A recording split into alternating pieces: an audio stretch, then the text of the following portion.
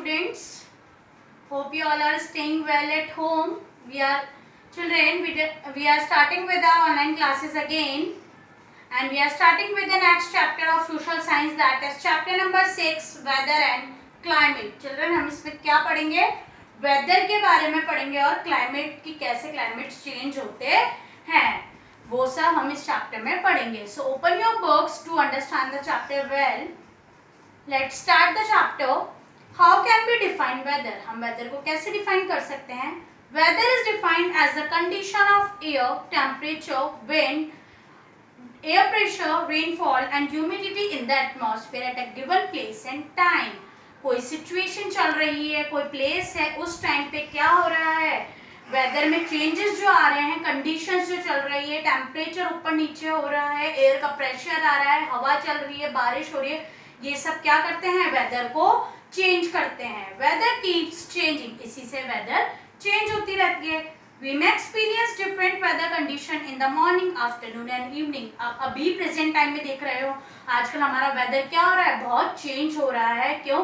कभी धूप निकल रही है, कभी बारिश हो रही है, तो वेदर क्लाइमेट में चेंज आ रहा है, वेदर में चेंज आ रहा है. सनी डे में सडनली बिकम क्लाउडी और विंडी. जैसे अभी हो रहा है कि सनी डे एकदम से क्या हो जाता है, या तो क्लाउडी हो जाता है या विंडी हो जाता है. Weather affect our daily activities, और ये क्या करती है, हमारी डेली एक्टिविटीज को अफेक्ट करती है. We choose our clothes and our food according to the weather. हम हमारे फूड को और क्लोथ को हमारे वेदर के अकॉर्डिंग चूज करते हैं. जब हमारा सर्दी का मौसम होता है तो हम लोग क्या करते हैं, गर्म कपड़े पहनते हैं, और जब गर्मी का मौसम होता है तो हम कॉटन क्लोथ्स को ज्यादा प्रेफर करते हैं.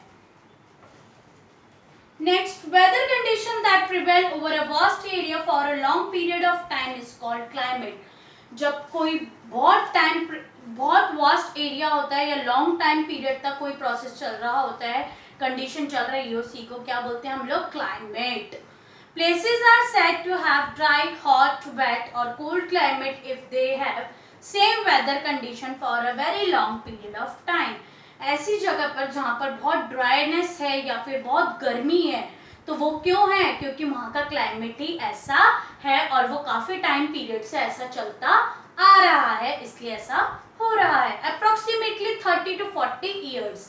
जैसे थार डेजर्ट वगैरह है, वहाँ का क्लाइमेट कैसा रहता है? बिल्कुल हॉट रहता है, वहाँ पे इतनी गर्मी रहती है और वो काफी टाइम से चलती आ रही है. ऐसा नहीं है कि वो अभी ही जनरेट हुई है या अपने आप आई है. Got it? Next, climate also affects our way of life. Climate हमारे जो changes है लाइफ के, उनको भी affect करती है. Our clothing, housing, transportation and the food that we eat are influenced by the climate of a place we live in. और वो हमारे किसको affect करती है? हमारे climate को affect करती है.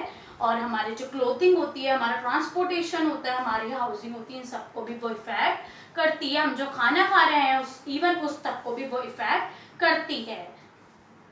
Different places in the world have different types of climate. सबको पता है, सब डिफरेंट प्लेसेस पे डिफरेंट तरह के क्लाइमेट होते हैं. Countries like Canada, Norway, Sweden and Russia are very cold. जो फॉरेन कंट्रीज है, नॉर्वे, रशिया वगैरह, वो क्या है? ठंडी रहती हैं. While several parts of India, Myanmar, China, Bangladesh, Indonesia are hot and humid. पर उसी कंपेयर में म्यांमार, चाइना वगैरह, इनमें क्या है? गर्मी रहती है और ह्यूमस रहती है, ह्यूमिड रहती है. This region with similar climate condition has similar way of life too. और इन्हीं रीजन्स में क्या है?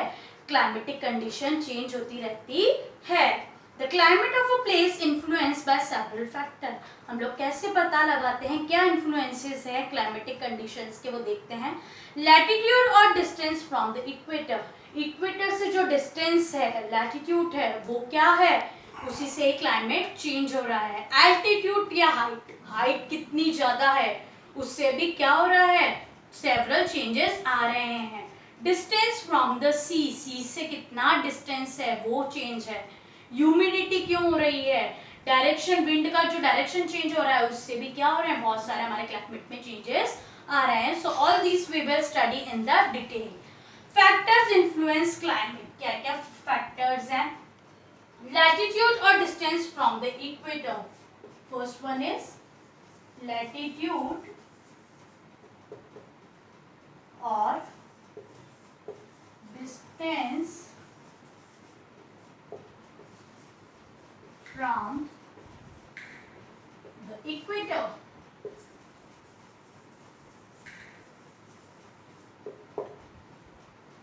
So in this we will study the Earth surface is heated by the rays of the sun. अर्थ का जो surface होता है वो किससे रेस, कौन से रेस से हीट करता है? सन की रेस से हीट करता है. Places is located on or near the equator receive direct rays of the sun. सबको पता है जो भी ऐसे प्लेसेस है जो सन के आसपास में, इक्वेटर के पास में होगी, वो क्या होगी? डायरेक्ट रेस सन की कैच करेगी और वहां पर क्या होगी? सबसे ज्यादा गर्मी होगी. While places near the two poles receive slanting rays of the sun.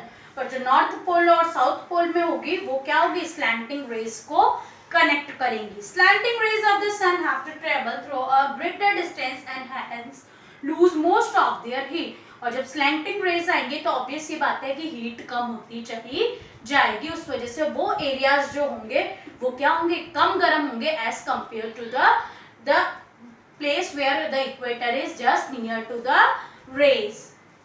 As compared to direct rays that travel a shorter distance and hence retain most of their heat. जैसे मैंने बताया जो पास में होते हैं वो गर्म होते हैं, हॉट होते हैं, क्यों? इक्वेटर के वो पास में है और डायरेक्ट रेस कैच कर रहे हैं. So the closer place is to the equator, the hotter is the climate. जितनी प्लेस पास में होगी इक्वेटर की उतनी गर्म प्लेस होगी और जितने poles, the closer is a place to the poles, the colder is the climate. और पोल्स के पास में जितनी भी प्लेसेस होंगी वो कितनी होंगी? क्या होंगी? ठंडी होंगी. क्यों? क्योंकि वहां पे रेस क्या होती है? स्लैंटिंग रेज होती हैं.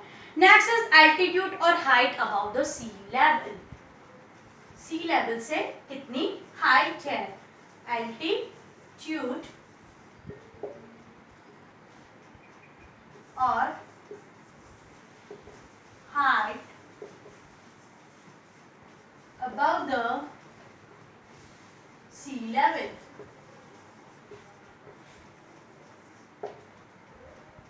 The rays of the sun heat the surface of the earth. जो सन की रेज है वो किसको हीट कर रही है? हमारे अर्थ के सरफेस को, सतह को हीट कर रही है. This heated surface then heats the atmosphere. और वही सरफेस क्या है? हमारे एटमॉस्फेयर को गर्म कर रहा है.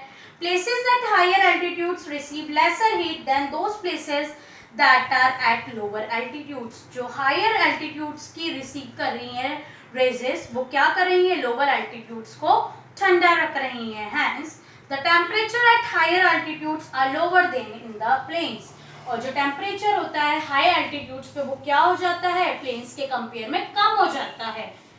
The temperature decreases as the height of the land increases. जैसे जैसे इंक्रीज होती जाती है लैंड की हाइट वैसे वैसे टेम्परेचर क्या होता जाता है? कम होता जाता है. This is the reason why hill stations are cooler than plains even in summer. सबको पता है कि इसीलिए हिल स्टेशंस क्या होती है? समर रहती है, वहाँ का एरिया ठंडा रहता है. Most peak in the Himalayan mountains are covered with snow even during summers. और बहुत सारे peaks ऐसे हैं माउंटेन्स के जो कवर्ड रहते हैं किससे? स्नो मीन्स बर्फ से कवर रहते हैं. कौन से सीजन में? समर सीजन में. If you have been on a holiday in the hills, you would notice it gets cooler as you go up. जैसे हम ऊपर जाते जाते हिल्स पे वैसे वैसे वहाँ का टेम्परेचर बढ़ता जाता है, ठंडा होता जाता है. For example Darjeeling at a height of 6,982 feet above a sea level is cooler than Delhi which is at the sea level. Delhi क्या है? नीचे सी लेवल पर है और दार्जिलिंग बहुत ऊपर है. तो जैसे जैसे हम लोग ऊपर बढ़ते जा रहे हैं वैसे वैसे हमारा लेवल इंक्रीज होता जा रहा है और ठंड भी इतनी बढ़ती जा रही है. Next is distance from the sea. Sea से हमारा क्या डिस्टेंस है? Distance from the sea. Places near the sea, for example, Mumbai and Kolkata are neither very hot nor very cold throughout the year. Places जो हैं सी के near में जो है लाइक मुंबई और कोलकाता वो न तो ज़्यादा गर्म रहती है न ज़्यादा ठंडी रहती हैं पूरे साल. They have a moderate climate. उनका क्लाइमेट क्या रहता है? नॉर्मल क्लाइमेट रहता है. Those far away from the sea have extreme climate. पर जो दो सी से दूर है वहाँ का क्लाइमेट कैसा रहता है? गर्म रहता है, उमस रहती है. They are very hot in summer and very cold in winter. Winter में तो वो ठंडे रहते हैं और समर में क्या रहते हैं? वो हॉट रहते हैं, गर्म रहते हैं. In summer the lands get heated faster. और जब समर आते हैं तो क्या होती है? लैंड गर्म हो जाती है, वार्म हो जाती है. The air above it this warm air rises, और वो एयर जो होती है वो क्या करती है, निकलती है गरम गरम, making way for the cooler air from the sea to blow in, और वो क्या करती है, फिर ब्लो होना स्टार्ट हो जाती है कूलर एयर के रूप में। This cool breeze coming from the sea cools the land near the coast, और वो जो सी से निकल कर आ रही है रेजेस, वो क्या कर रही है, हमारे कोस्ट को, लैंड को, हमारे को ठंडा कर रही है। In winter the sea loses heat slowly, और विंटर में क्या होता है, ये ही जो सी है ये क्या कर देता है, हीट धीरे धीरे कम करता चला जाता है। And therefore it remains warm, और फिर ये क्या हो जाता है, गर्म हो जाता है। दिस वार्म एयर राइजेस, और ये वार्म एयर जो होती है वो उठती है and blows toward the land and makes it warm, और फिर क्या करती है, ब्लो होती है और क्या कर देती है, वार्म कर देती है हमारे एटमॉस्फेयर को, और पास में लैंड को भी वो गर्म कर देती है। So this is all in the chapter children. We will study the next topic in the next class. Two topics are left, that is humidity and direction of the wind, and then we will start with a new topic, that is climate or heat zones, कि कौन कौन से climate के according कौन कौन से heat के zones है, that we will study in the further class. Thank you students.